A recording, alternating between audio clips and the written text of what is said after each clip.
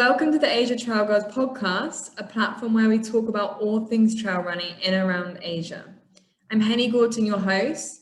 Today, this is our fourth episode, and I am so excited to share this episode with you as it's with the great Amy Sproston, who really does not need any introduction, but I'm going to do it anyway, as her resume is just so incredibly impressive.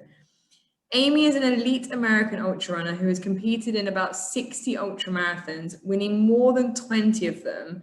And they're not just normal ultramarathons, they're like some of the best in the world.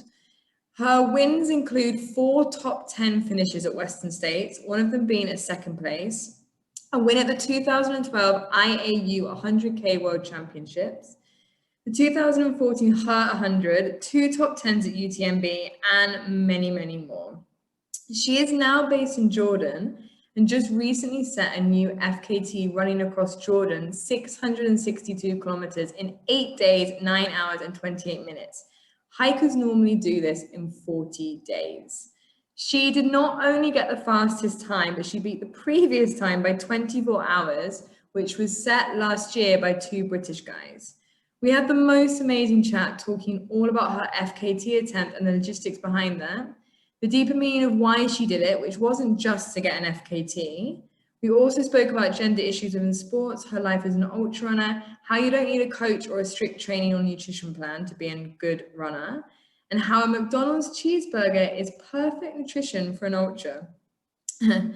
I'm slightly in shock that we managed to get Amy on the podcast. I said to Veronica, the founder of Asian Trail Girls, that I had emailed her, but really was not expecting a reply, as I'm sure she's busy and only does bigger podcasts. Like, this is only our 4th episode. But literally within seconds, I had a reply from her saying, yes, of course.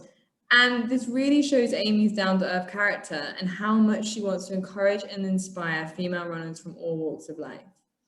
And don't forget that Asia Trail Girls podcast is brought to you by T8, Asia's favorite trail running brand with performance gear that is built ultralight for Asia's hot and humid conditions. Go to their website, T8 Run, and save 10% with our special discount code ATG10, just for Asia Trail Girls podcast listeners. Without further ado, Amy Sproston. Welcome, Amy, to the Asia Trail Girls podcast. Thank you so much for coming on today. It's a pleasure to have you. Thank you for having me. Now, we have you all the way from Jordan. How are you doing over there? As I know you're currently in a lockdown, but you said it's finishing tomorrow, right? Yeah, but I think the lockdowns will come and go now, and we don't really know the schedule. So in Jordan, they had a really strict lockdown here early, and we had basically no COVID because they were really tight back in March, April, May. And then through the summer, we kind of enjoyed kind of this COVID-free bubble where we could move around Jordan freely. Our airport was closed. We were kind of like, we were in Jordan without being able to leave, but at the same time, there were no restrictions, or there were fewer restrictions per se, but now we've got, I think, one of the higher rates of like COVID cases per day per population. And so our lockdowns are getting stricter and more frequent, and movement is going to be pretty limited, I think, in the coming months. Okay, wow. So let's talk a little bit about that and how you've managed lockdown. As I've been fortunate enough in Bali, we haven't had any strict restrictions. We haven't had any lockdowns. So I can't imagine life as a runner being in lockdown. And you are clearly a very active person.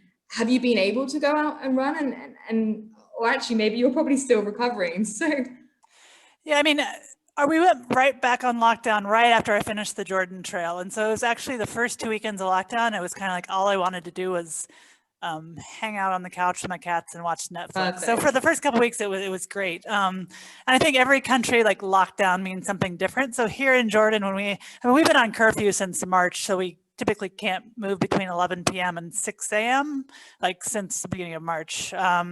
That curfew kind of ebbs and flows. Sometimes it's been like as early as 6 p.m. to like 8 a.m. But that's not necessarily, the lockdown is when they basically say you can't leave your house at all. So right now we're on a 4-day lockdown. And so during these 4 days, you're not allowed to leave at all. I mean, so you can't walk, you can't be outside. I did early on in like March or April, I bought a treadmill.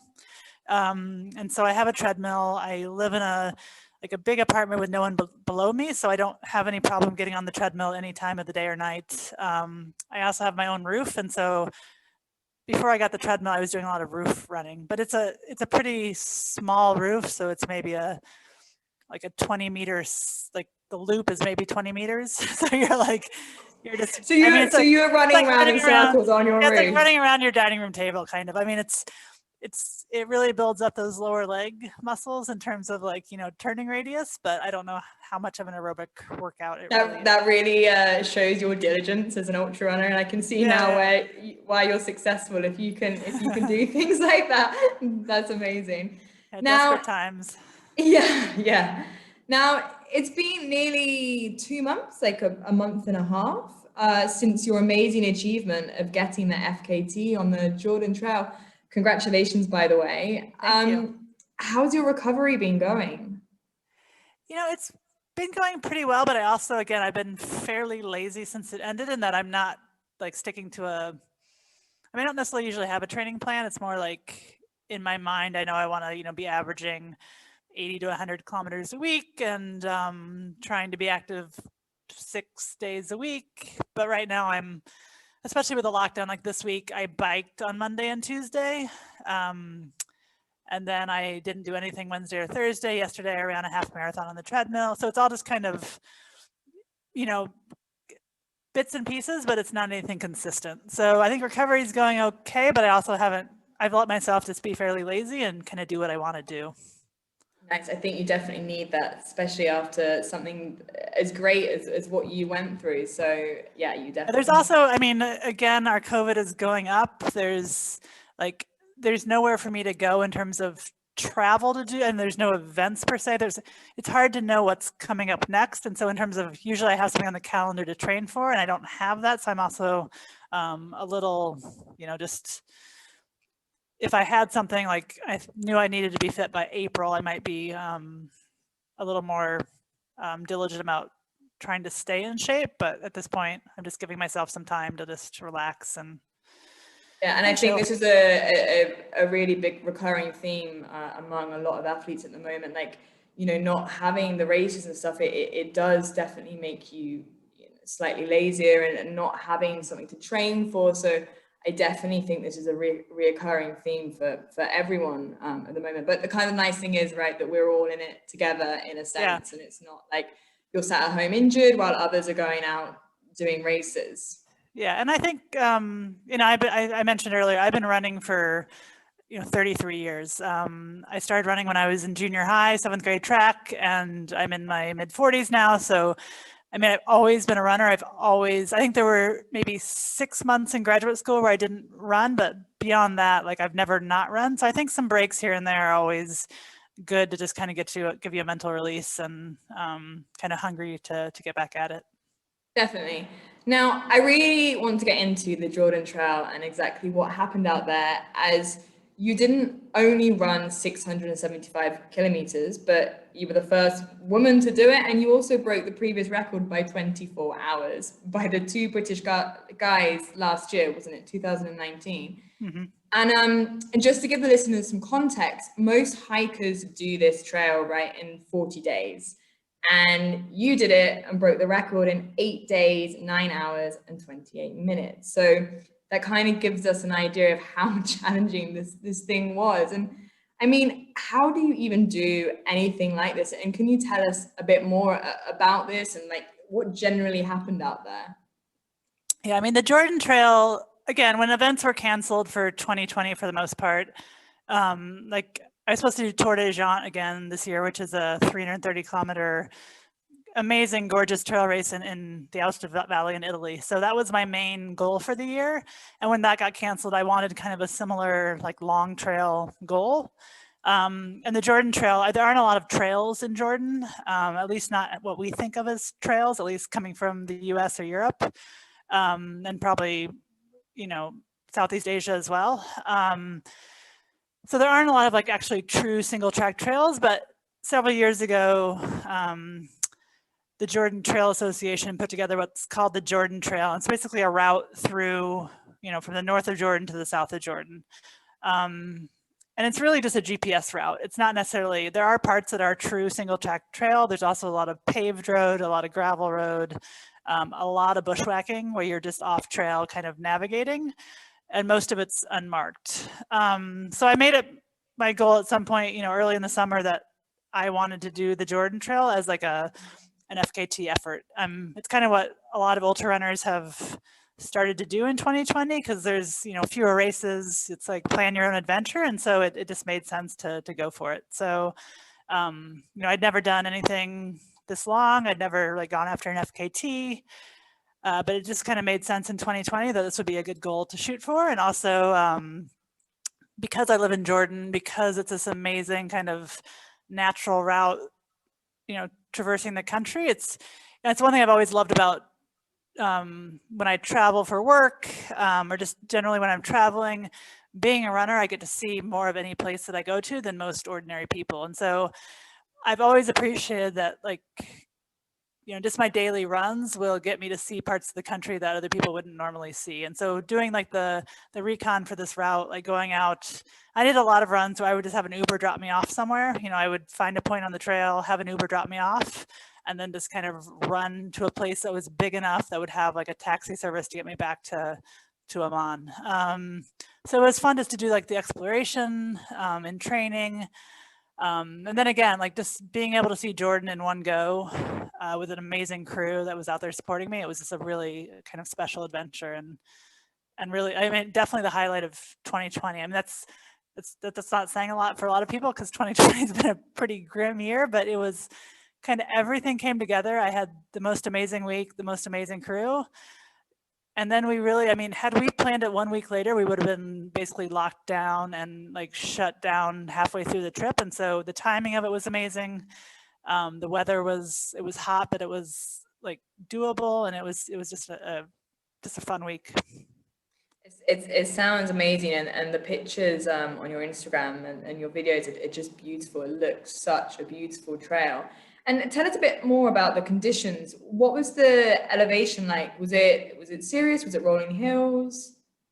It's got a fairly good amount. Jordan is not flat by any stretch of the imagination. So yes, when you get out to southeastern Jordan, it's some flat desert, and then Wadi Rum, the desert in the south, is fairly flattish, but there's still mountains throughout it. But generally speaking, running in Amman, it's super hilly. The north of Jordan, it's hilly. So I think for the 600 you see the trail advertised as somewhere between 650 and 675 kilometers. I think my GPS had it around a little over 660 and close to 25,000 meters of gain. So yeah, in the north, it's big rolling hills. In the middle sections, it's some really steep, they call them wadis, but they're basically, the wadis are the canyons. And so you have, high plateaus with these steep wadis. So those days, it was a lot of off trail kind of descending into wadis and then climbing out of them. Then near Petra, Dana and Petra, again, you have some mountain ranges that you go over. That's pretty technical. A lot of rocky, scrambly, fun trails. And then once you get into Wadi Rum, it gets a bit flatter, but then you have to go over a couple of mountain ranges to get down into Aqaba. So there's definitely a lot of elevation gain and loss. Sure. And how did you go about planning something like this? And particularly thinking about your running plan, did you have a strict plan and you went into this saying, okay, I'm going to run this amount of kilometers this day, or did you just go on feel? We definitely had a plan.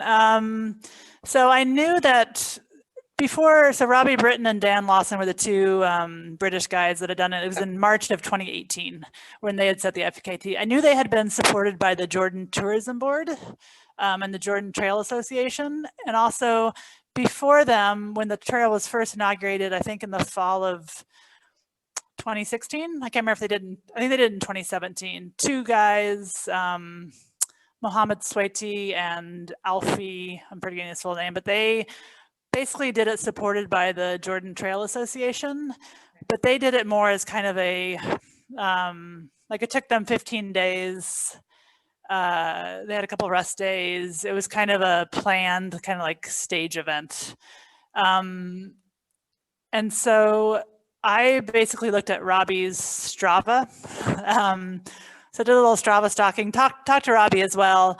A lot of their data is missing because he forgot his charging cable for his watch. And so they had like days 1 through 2.5, and then it like cuts out until day 5 or 6 when Robbie's wife got here. And so, but I could kind of put together where they had started and stopped most days. And from that, I kind of built a plan knowing that I wanted to try to do it in under 9 days.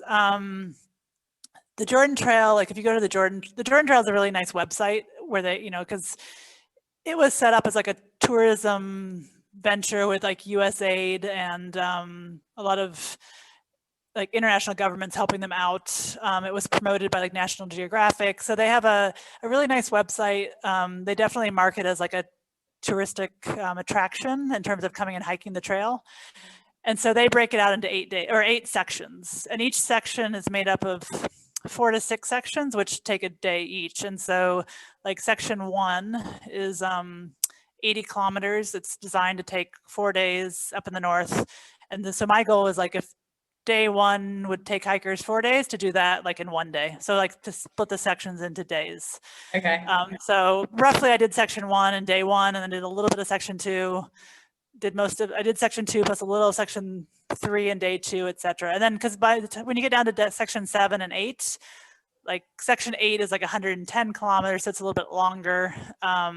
And you're also on the last day. So some of the later sections would take more than a day. So I tried to front load it a little bit and then basically just knock out a section a day, which is roughly 80 kilometers. Wow. And what did your days look like out there? Like, especially regarding sleep, like, were you getting sleep, like, if any? Yeah, I was definitely not doing it as a, I wanted to enjoy the experience as well. So I wanted to like sleep every night.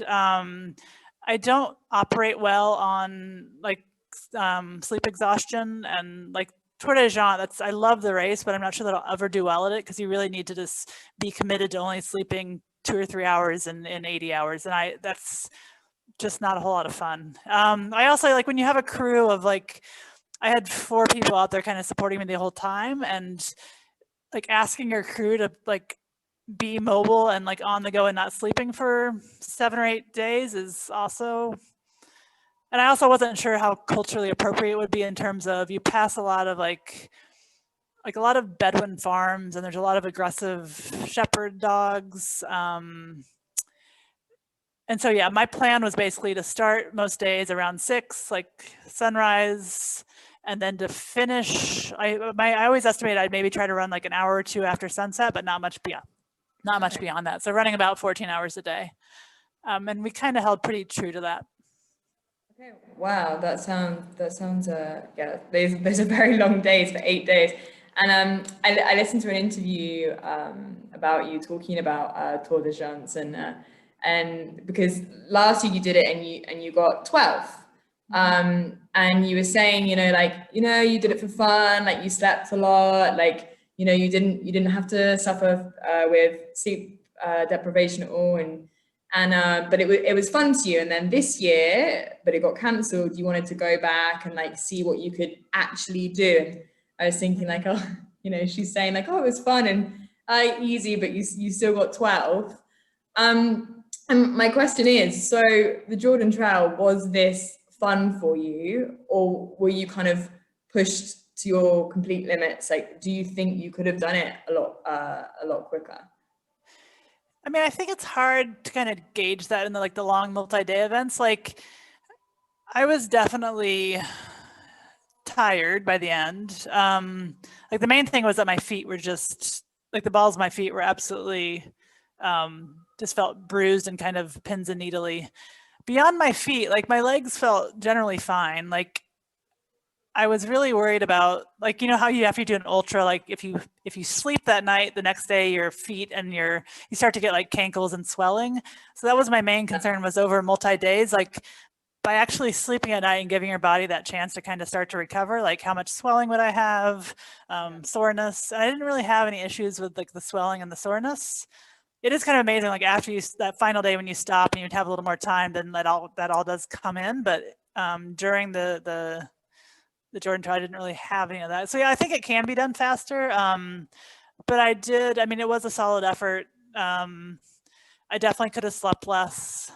But again, so much of it, I mean, the navigation is really not easy. Like a lot of that navigation to do at night, like I knew probably half of the trail before I did it. I knew most of the first 4 sections and just little tiny portions of parts of the last 4 sections, but not part of them I didn't know at all. It is the first 2 sections are marked with like white and red blazes or waymarks. Beyond that, the trail is unmarked. It's all like navigating with your, I was using Gaia. So I had the Gaia app on my phone with the route. I also had my watch to kind of, to ding when I was off trail. But a lot of those sections, again, you're bushwhacking over like really rocky kind of boulder strewn fields with a lot of spines and thorns. It would not have been easy to do a lot of that at night. So I don't know, in terms of pushing through the nights, I don't know how doable that is for some of the sections.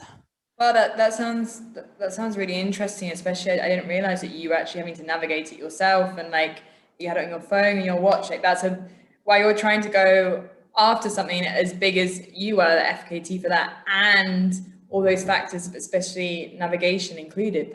That's a huge thing. Did you have any problems with that? Like, did you get lost at all? I definitely had problems when I was doing the recon for the route, like basically learning I never had to navigate that much.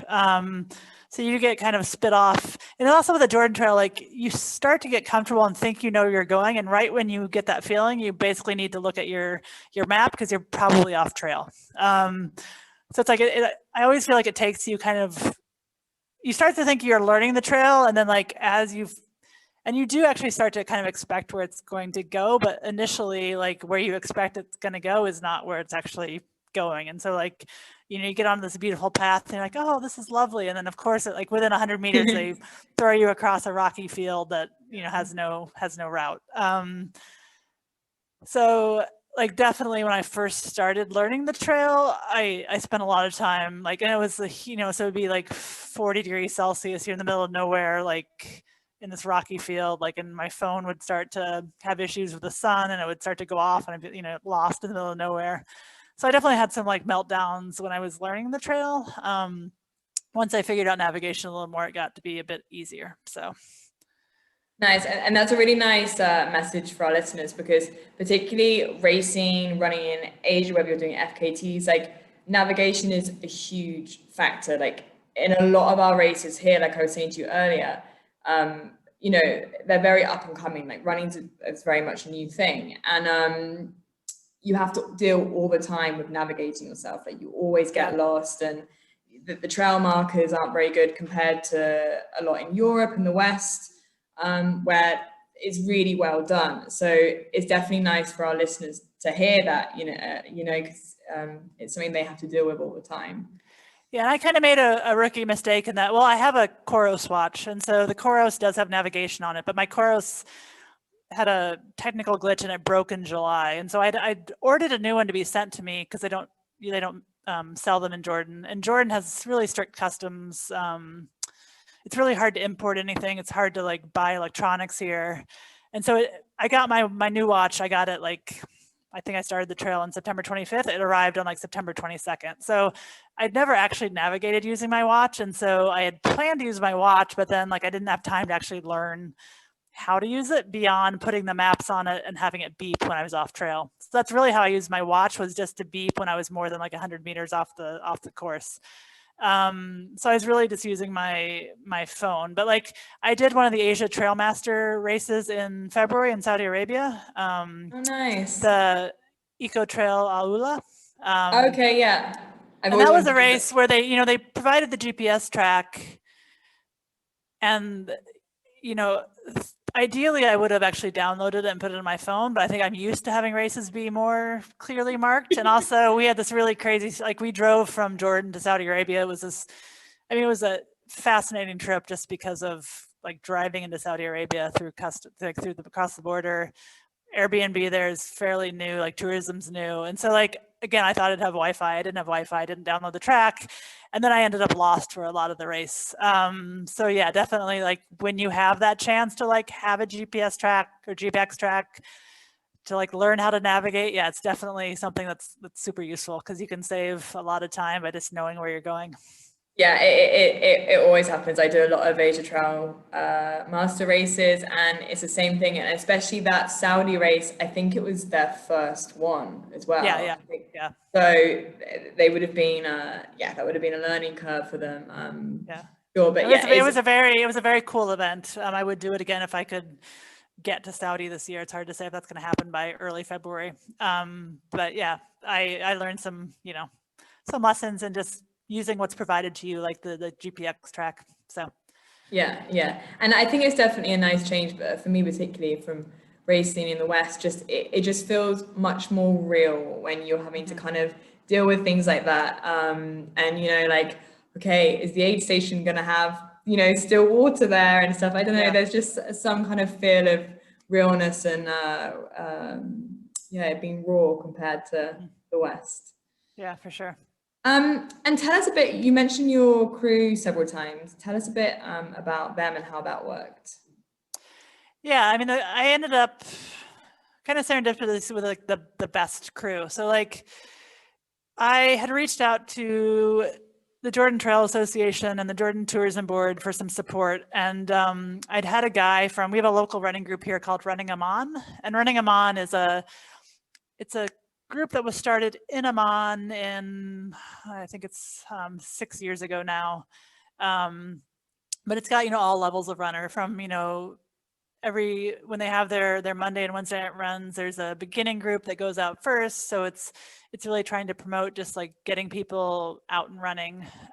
So you've got the beginning runners, and then you've also got people that are doing ultra trail races and road races and whatnot. And so one of the guys in charge of that, Razem, he kind of jumped in right away when he knew I wanted to do this and helped with like the connections to Jordan tourism and whatnot. So he was helping me organize from the beginning. And then there was a lot of like, plans were moving ahead, and all of a sudden like things fell apart. And then, but the last week things like suddenly just came together. And so Jordan Tourism Board was on board. A local trekking company called Treks that does like local, like they do hiking trips, they do backpacking trips.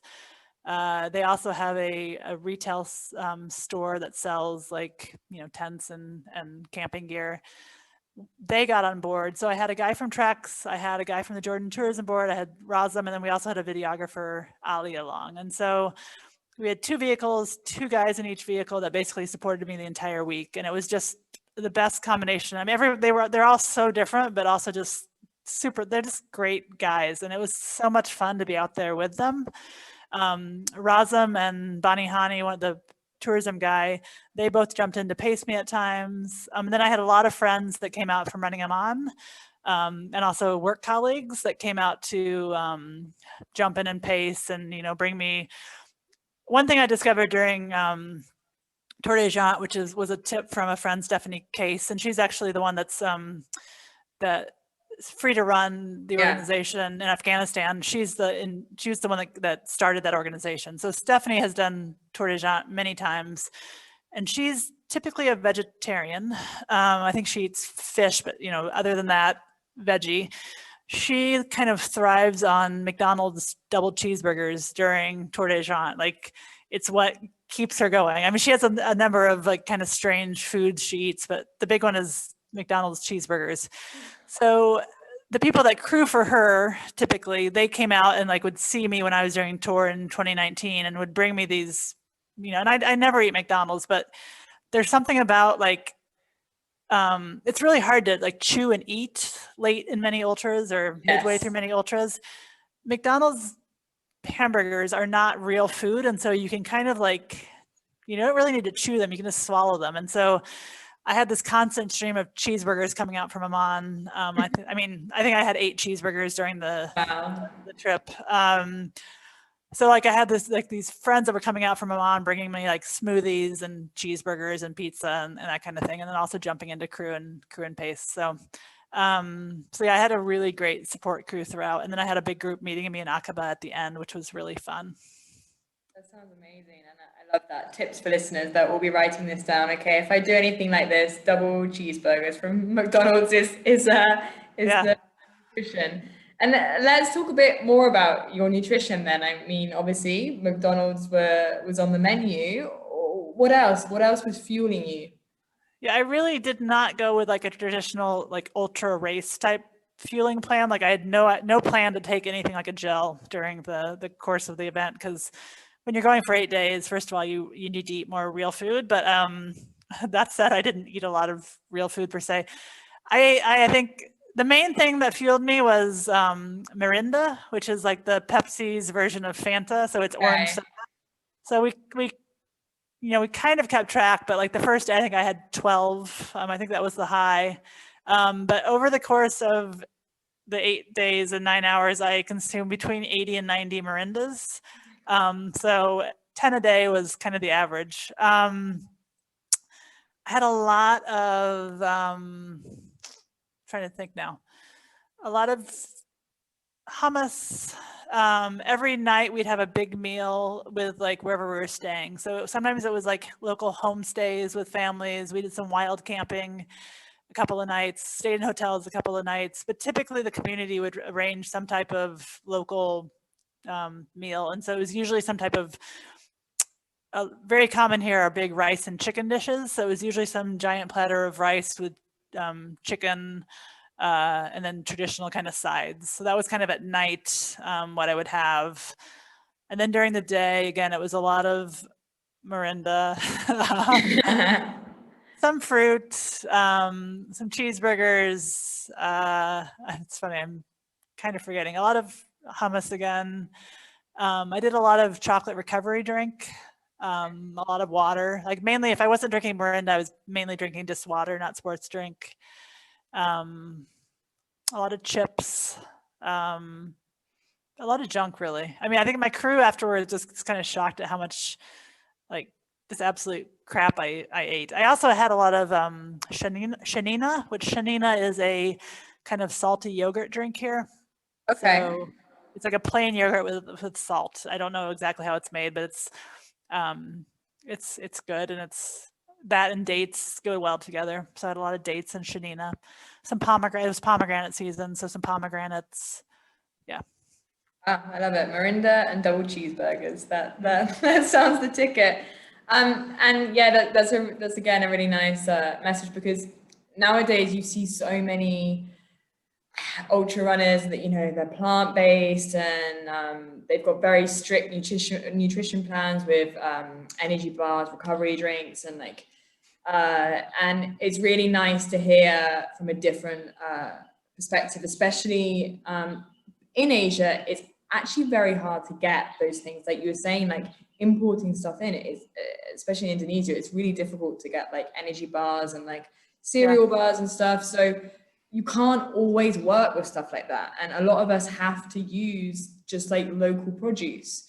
So it's really nice to hear that from you, that, you're not like, okay, every hour I had an energy bar and I had, so yeah, that's nice. Yeah, no, it's also hard to get things here in Jordan. And oftentimes, like I mentioned, my runs, like I have an Uber drop me off somewhere. Like I call them like basically it's trying, because a lot of Uber drivers, when they drop me off in these random places, like as we're driving out, they're like, oh, this is beautiful. I've never seen this part of my country. And I'm like, yeah, you should get out more. So it's basically, I'm trying to like show Uber drivers how beautiful Jordan is by having them drop me off in the most random places.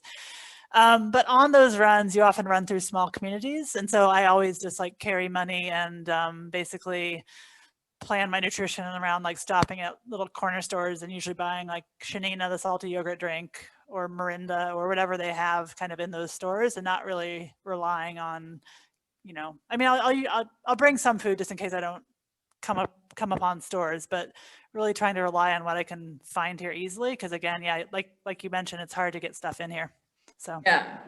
And what was your like general mindset throughout? Like, did it look like you had this in the bag early on, and you were on race pace, or was it kind of touch and go? Again, I had a general plan, which was kind of interesting because the first 4 to 5 days, I had a pretty solid plan and I had seen most of the route, not necessarily in long enough sections to know how long it was going to take me, but I was fairly confident that like these were like the kilometers I wanted to hit each day.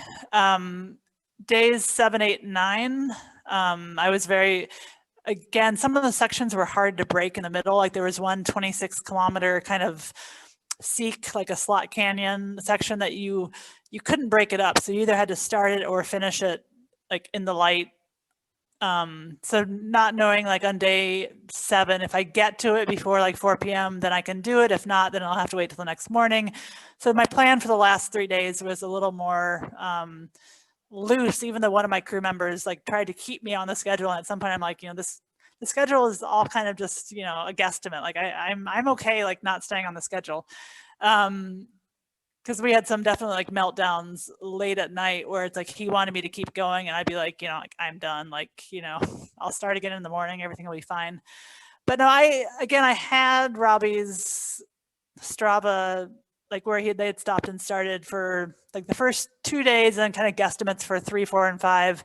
I think it was night 6 when we finally got back to where they had, I had from Strava where they had started and stopped. And at that point, I could tell that I was a full 24 hours ahead, or almost 24 hours ahead. And so I knew that I was well ahead, by day 5 or 6, and kind of thought I was earlier than that based on where I thought they had been. They, on day 2, had just done segment 2, which is the shortest segment of the trail. It's like 60 kilometers, and it's a fairly easy one. So on day 2, I had planned to go like a section and a half beyond that, knowing that I would then get, knowing that that was an easy section and that like you couldn't count on like trying to do a section a day later on, and knowing that you should front load it early. So kind of having that local course knowledge and where I needed to push up front, I think helped me get ahead, and then I just kind of stayed ahead. Wow, nice. And let's talk about issues that you had, if you had any, that you had to deal with throughout. I'm also particularly thinking about safety aspects, being a female doing something like this. And it sounds like in your training, like you're saying, you're going out, it sounded like on your own to kind of places far away, remote, and running on your own, and in a place that, I'm sure there are a lot of restrictions for female, and it's not common to see females running solo like you were doing. Yeah, like I mean, Jordan is a really safe place, generally speaking. Like you might get some like pushback for doing these types of things solo as a female, but I think in general, people might look at you funny, but you're not necessarily like in harm's way.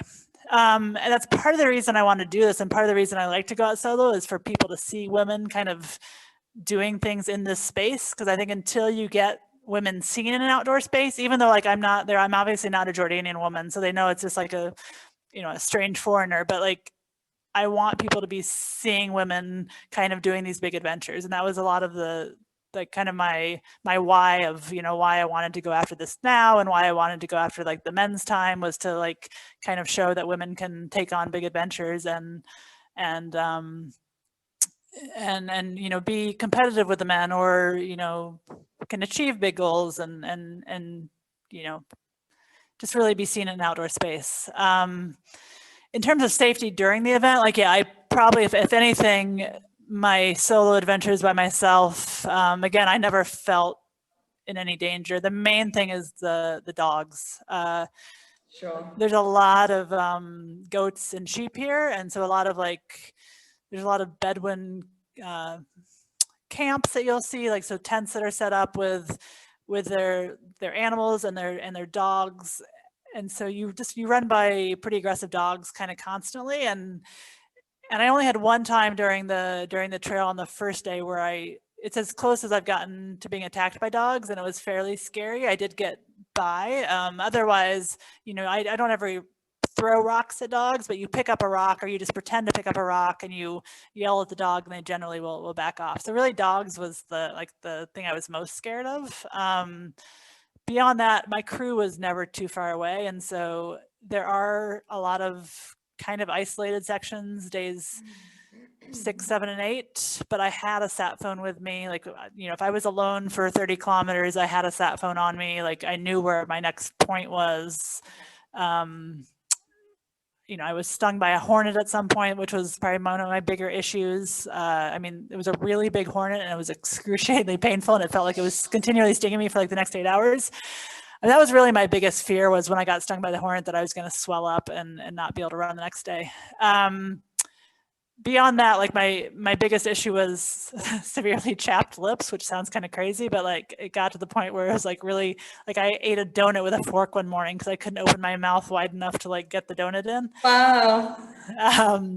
Which, that's not one of those issues that's not gonna like stop you or slow you down. It's just one of those inconveniences. And then I had really sore, like the balls of my feet. It turns out later, I figured out that I was mainly wearing like the original Nike Trail Pegasus, which is a pretty, like, it's a trail shoe, but it's pretty road-like. Like it's just their original Pegasus, I think, with like some bigger lugs thrown on. It doesn't have a rock plate. It has like airbags in the front and back. And it turned out I'd actually popped the front airbags with spines because for several days. So I was running on shoes that had almost no like cushioning in the front because I'd popped all the air cushions out of them. And they're a shoe that doesn't really have much cushioning anyway, from my knowledge with Pegasus. Yeah, I mean, with the air cushion, it's fairly comfortable. Like it's a really comfortable ride. But once you pop that, it's really got not much there. And so I didn't figure that out until I was cleaning the shoes afterwards. Like the week after I was cleaning, I had 2 pairs of the Pegasus that I wore those, and I actually wore a pair of Nike road shoes for most. That was the shoe I wore the most. Was a shoe called the Vomero 14. Okay. Super comfortable. Again, also has a really thick air cushion in the front, but also a lot of foam. So I popped those as well. So I basically had bruised the balls of my feet because I had run on shoes that had been like popped since like days 2 and 3. And so I went on a run in one of them after the fact and on a gravel road, and it was super painful. And then it dawned on me that it was because I had basically ruined all my shoes during the trail experience. So. Wow. And I mean, 600, and you said like roughly 650 kilometers, right? Like that's a really long way, and you must have had a lot of dark moments and low moments. How did you pull yourself out of them, and what kept you going? Yeah, I mean, I didn't actually, I don't want to say I didn't have any dark moments. I definitely had days, like there were certain days where I really struggled. Like I knew that days 3 and 4 were going to be very technically challenging, and it would be hard to stay like on my goals for those days because it's a lot of you're in kind of like rocky canyons, like the wadis, super hot, so I don't know, like 35 Celsius, not as hot as it was like prior, but it still hadn't really cooled down to fall temps. And so like I was so worried about days 3 and 4 that like day 5, I just thought like it was supposed to be like the easiest of most of the sections. I got to day 5, and I think I'd been so focused on getting through days 3 and 4 and not really given any thought to day 5 that I got to day 5 and it was just like a mental kind of breakdown in terms of it was either off trail scrambling, so a lot of like the rocky, thorny sections that. It wasn't necessarily a lot of climbing, but it was just like a lot of bushwhacking through fairly uncomfortable, not very fun places to bushwhack through. Just a lot of like pokey plants and then also if it wasn't like off trail scrambling, it was really boring, like gently climbing road sections that I really don't like that kind of like very gentle upgrade road type running. And so I just was mentally kind of just struggling the whole day. Beyond that, like another low I had was the second to last morning. There's this long canyon section, and I was just, I got to it, and I was being paced by a local guy who I think it was also just like a miscommunication in terms of like how people like to be paced. Like, he was always kind of like jumping right in front of me and trying to like guide me. And at this point, I'm like, I made it this far, kind of figuring out my own, like, I don't need to be like led through this canyon. So there's different styles, and I was just kind of mentally, getting towards the end, I was tired. So that canyon was a real struggle. But beyond that, like, I really was pretty positive most days, and a lot of it was just really enjoyable kind of high moments. So like, yeah, I throughout the trip, I felt super fortunate that this had all come together, and I had the opportunity to do this long trail with this much support. So I think it never really left me, like that feeling of just being grateful for being out there with this amazing crew and the support I had. And so if anything, the last couple of days, there were several times where I would get fairly emotional, especially if I was by myself, or just like these feelings of like overcome with like this joyful feeling of like, like kind of like when I got to the monastery, which is one of the buildings in Petra. So you get to this amazing site, and just this, like I start to kind of sob, like I was trying to take a picture, but I was kind of sobbing in the picture, because that kind of emotional like joy where you're just so happy you're crying. But I had this feeling where I didn't want the trip to end, because it was such an amazing journey. So it was more the last couple of days, like just trying to like make the moments last longer, because I didn't want the experience to end. Wow, it sounds amazing. It really sounded like everything came together for you. It sounds like a beautiful experience. Yeah. And in my opinion, you have done like all of the most difficult and top ultras there are. Where is this ranked in terms of difficulty wise compared to your other races? Is it up there? Definitely. I mean, I think it's hard to compare. I mean, when you're doing like a fast 50K where you're like really pushing, like that's a different kind of, difficulty. Tour de Géant is a different kind of difficulty, because it's different issues. It's sleep deprivation, it's multi-day. So yeah, the issues you get like in a multi-day thing are more like, sore feet and like just fatigue and then sleep deprivation. Whereas in a, like 100K, fast road ultra, it's just it's more like the red line marathoning kind of difficulty. So I think it's really hard to compare like what's the most difficult event. This was difficult. I don't know that it ranks up there with a race. I mean, I think FKTs are a little different in that regard, and I think that multi-day events are a little different in that regard. So I guess like a fast 50 miler to me is like still like a different kind of difficulty than a long trail. Sure. And can you see yourself doing more of these kind of multi-day events and like FKTs rather than races? Potentially, yeah. Like it's been interesting. Like with me, the FKTs, like you watch the FKT website in the US right now, and it's like everything has become an FKT. Yeah. So it's like 3-hour trails, up to, and to me, it's also kind of strange, because it's like declaring that you have an FKT on something that's been run for decades that just no one's ever like kept track. It's kind of a strange phenomenon. Like I find interest in doing like the long trail, like the kind of established FKTs. I don't necessarily have a lot of interest in doing like the, your local peak up and down, like declaring that as an FKT. I'd probably just not say anything about it. So yeah, like one thing, if I stay in the region and I can't necessarily plan things far away, like there's some other local trails that I would be interested in, like the Lebanon Mountain Trail. It's a trail similar to the Jordan Trail. That's one that interests me. And then some of the longer trails in the US or elsewhere. But like, yeah, the multi-day events more so than like the shorter FKTs. And also like longer races. Like, yes, I want to do Tour de Géant again. I was signed up for 2020, so I will hopefully take my spot in 2021. So yeah, definitely. And I've always kind of gravitated towards longer races anyway. Like 100K to 100 miles, I prefer over a 50K. So like like something like a 5K, I find absolutely petrifying. Like I ran in college. I have not run a 5K since my senior regional cross country meet. And every year I say I'm going to do it, but the thought of racing a 5K petrifies me. I'd much rather run a 100 miler.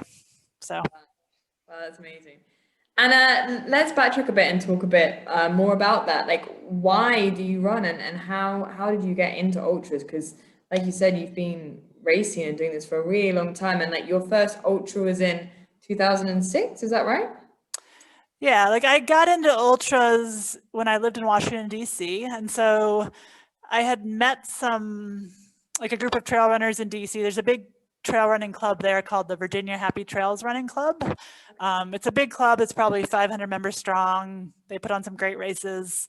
So I'd met some of them and kind of got sucked in early to this little group, and quickly, like many of them are like prolific racers. So one of my friends there, I mean, he's probably done 10 to 12 ultras a year since 2004 and is still doing it. So just a lot of racing. And I originally got into it because, again, I'm a really nervous racer. So that's why like the thought of a 5K I find petrifying, because I used to dry heave on the start line of races, like short races, because I'd be so nervous. And so I did a couple of marathons, and again, just like that, the nerves of the race made it like so not fun to do that I think in a longer race, like in a 5K, if you screw up, your race is over. If you're running even a 50-mile race or an 80K race, like you can have several screw ups and still do quite well. Like, there's peaks and valleys. And so it's like, you don't get so nervous because you'll have time to work things out during the race. And so part of the reason I got into the longer stuff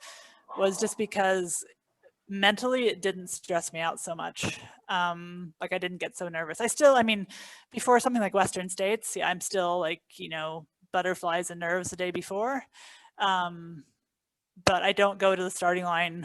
Like in track meets in junior high, I used to like try to plan how I would like step on the rail and sprain my ankle so I wouldn't have to finish the race. So like I don't do that in like long trail races. Like I don't plan how to like injure myself to not have to do the race. So yeah, wow. Well, I love your story about UTMB where you came 8th because you were like sick for the first 12 hours.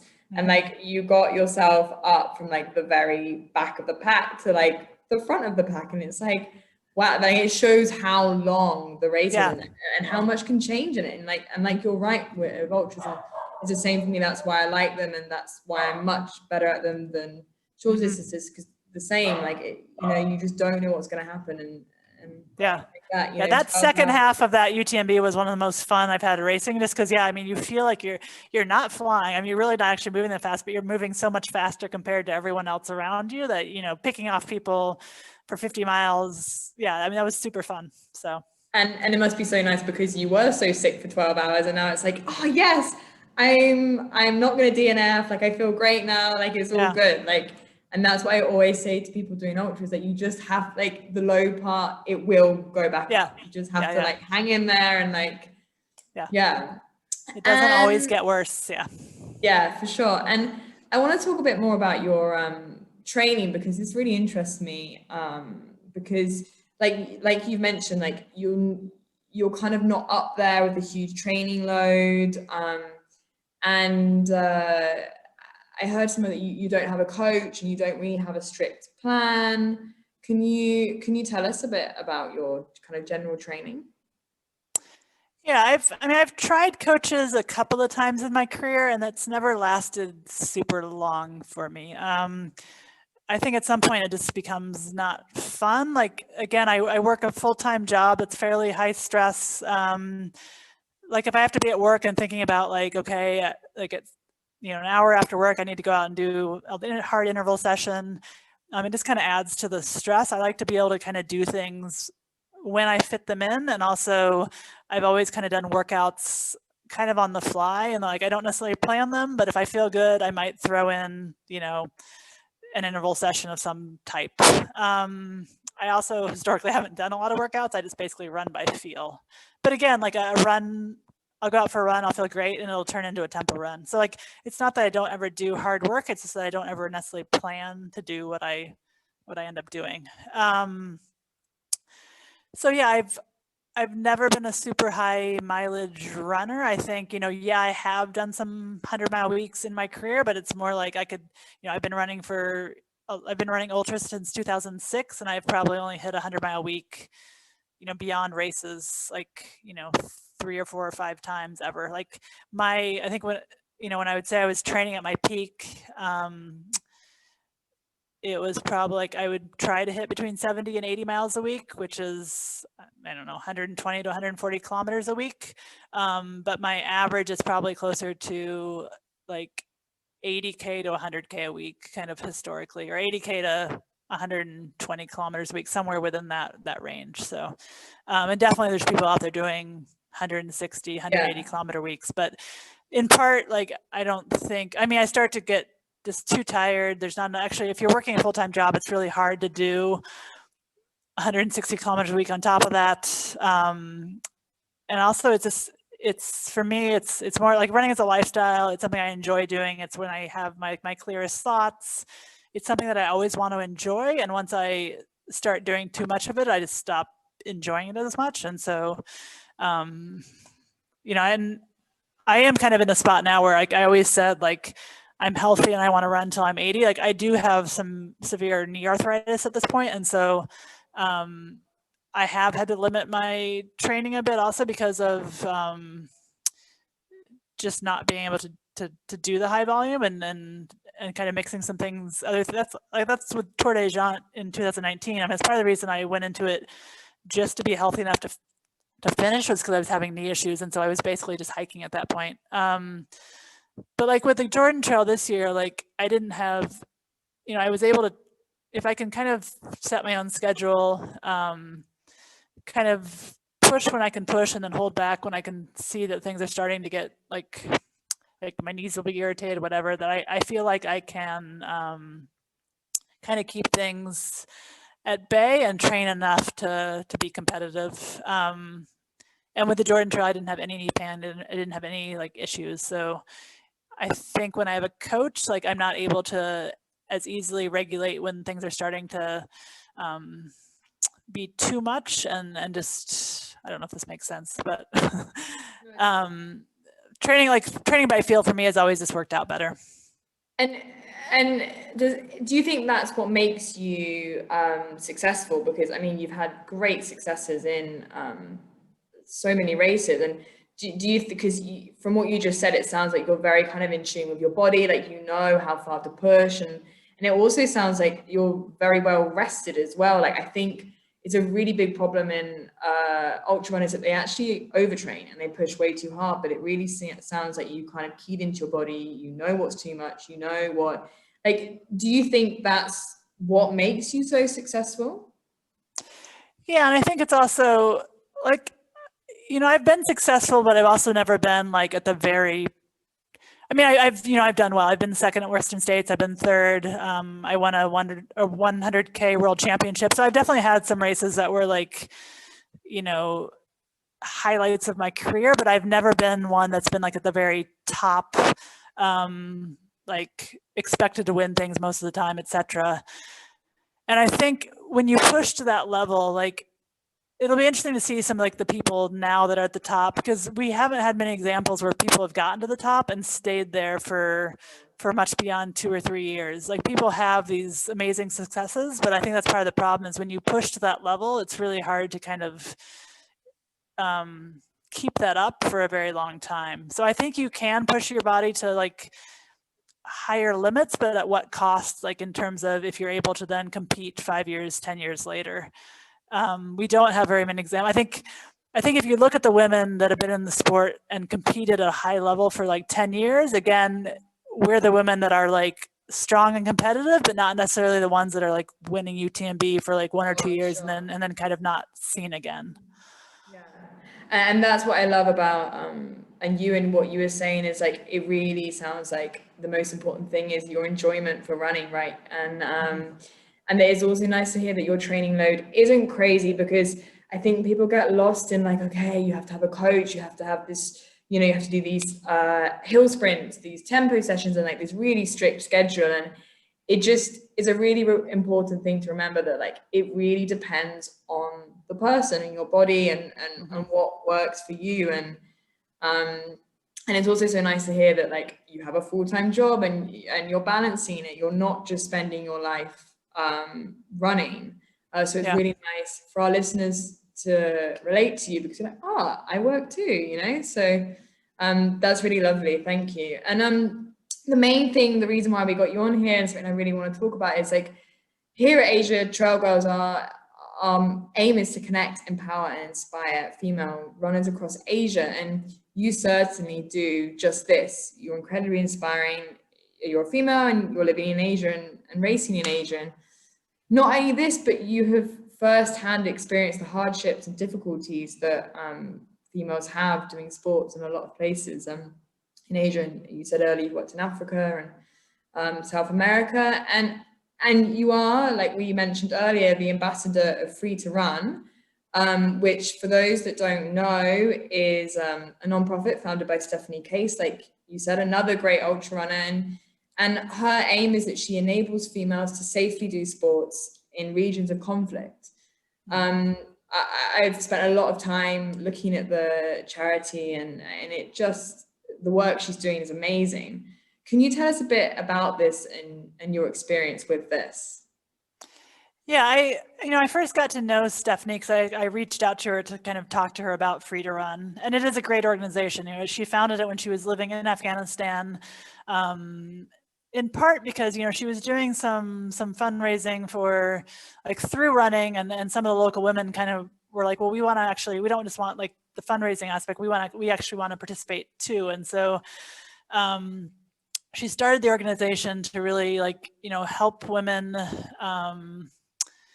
have means of participating in sport in Afghanistan, and it's expanded to other countries, in a safe way, also in part because it then empowers the women to kind of pass that along, and it's been shown that women participating in sport has all sorts of benefits in terms of self-confidence, not just for them to be runners, but then in the community and whatnot. So I was able to go with Free to Run on I guess it was in 2016, I went to Afghanistan to do a sports camp with Stephanie and about 20 women from different areas in Afghanistan. It was just such an amazing, because I'd been to Afghanistan a few times for work prior to that. So I'd been to Afghanistan 3 times, but always just in Kabul and never able to go outside and actually run because of the security issues there. And to have women participating, doing, we went on a backpacking trip in Bamiyan. So to take women backpacking in the mountains of Afghanistan it was an incredible experience. So yeah, it sounds like an amazing charity, and the work they do is beautiful. And my final kind of question to you is about tips and advice, for those new runners out there wanting to get into ultras, or people listening thinking, wow, I'd love to do something like this. What's your kind of general advice that you give people?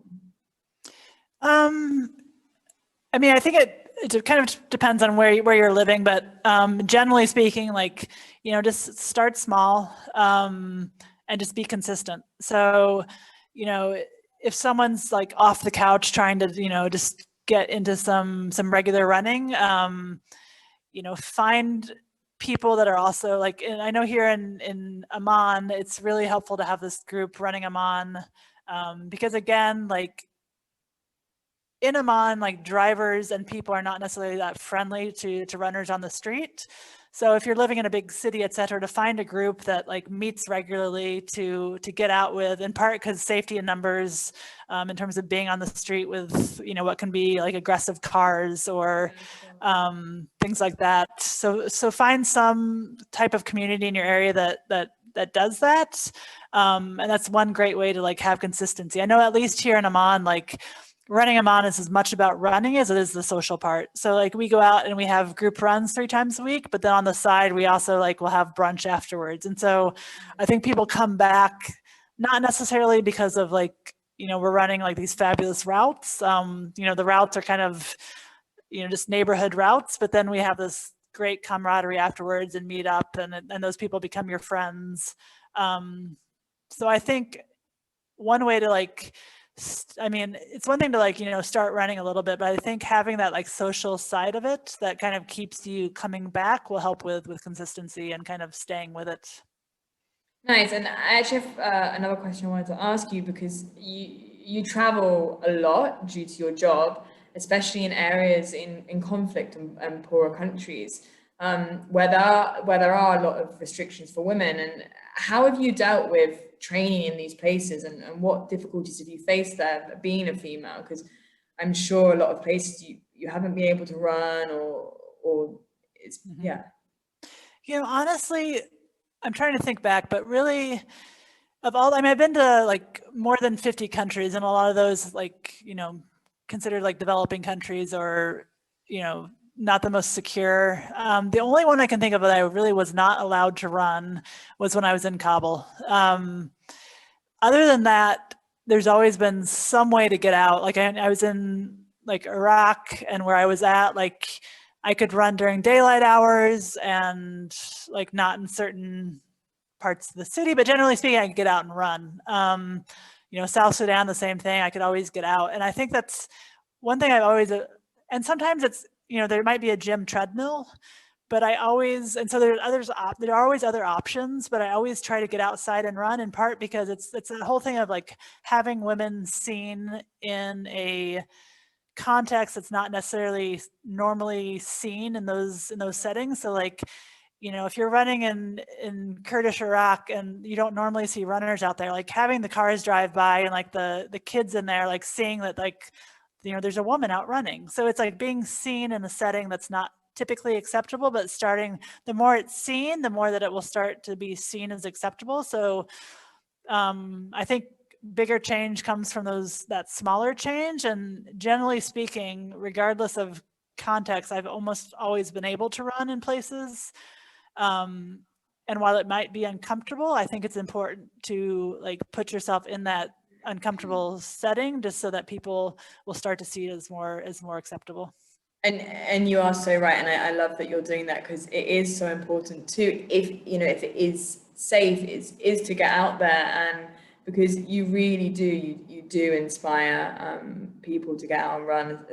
Like here with COVID going on and stuff, like people they're not working, they're at home, and the small village I live in, like people have seen me always going out running, and they're like, oh, okay, we're at home, she's a female, and they've started to go out running too. And you definitely start that kind of chain. And I think it's really important for females to kind of there are a lot of places where you just can't do it, but to kind of get over that fear and do it anyway in as safe a setting as you can, because it does inspire so many people. And Amy, thank you so much for coming on. Like, you've been amazing to speak to, and you're going to inspire so many of our listeners. And like what you did, the going across that long distance in that time is just amazing. Like, congratulations. Thank you. Thank you so much for coming on.